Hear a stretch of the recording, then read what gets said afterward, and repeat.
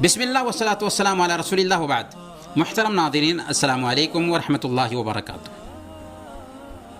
Corona virus کی خطرناکی کو سامنے میں رکھتے ہوئے ہمیں چاہیے کہ ہم اپنے گھروں میں بیٹھیں، گھر سے باہر نہ نکلیں.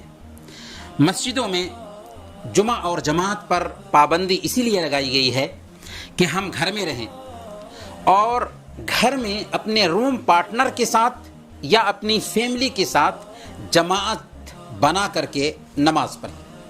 کورونا وائرس سے بچنے کے لیے ایک حدیث جو میں آپ کی خدمت میں پیش کر رہا ہوں، اگر اس حدیث کی 5ویں نصیحت پر عمل کر لیتے ہیں تو ہم خود محفوظ رہیں گے، ہم سے دوسرے محفوظ رہیں گے اور ہم اللہ کی گارنٹی میں آ جائیں گے.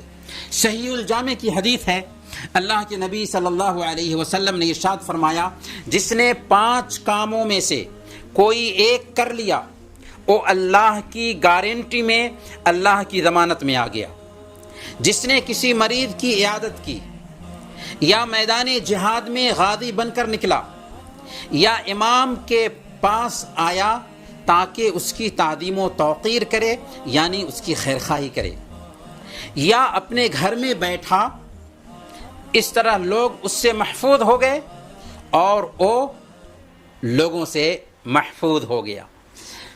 گویا کہ اگر ہم اپنے گھر میں ٹھہرے رہتے ہیں تو ہم لوگوں سے محفوظ ہو جائیں گے اور ہم سے لوگ محفوظ ہو جائیں گے اور ہم اللہ کی گارنٹی میں آ جائیں گے.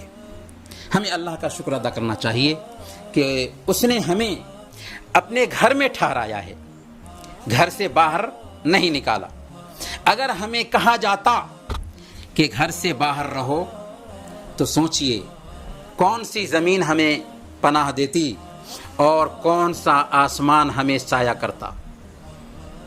آزمائش میں بھی ہمیں اللہ رب العالمین کا شکر ادا کرنا چاہیے کہ اس کی نعمتیں ہم پر بے شمار ہیں، الحمدللہ. دوسری بات، پبلک پلیسز اور غیر ضروری مجالس سے دور رہیں اور اپنے اور دوسرے کے درمیان کم سے کم 1 میٹر کا فاصلہ ضرور چھوڑیں اور ہینڈ سینیٹائزر کا استعمال کرتے رہیں.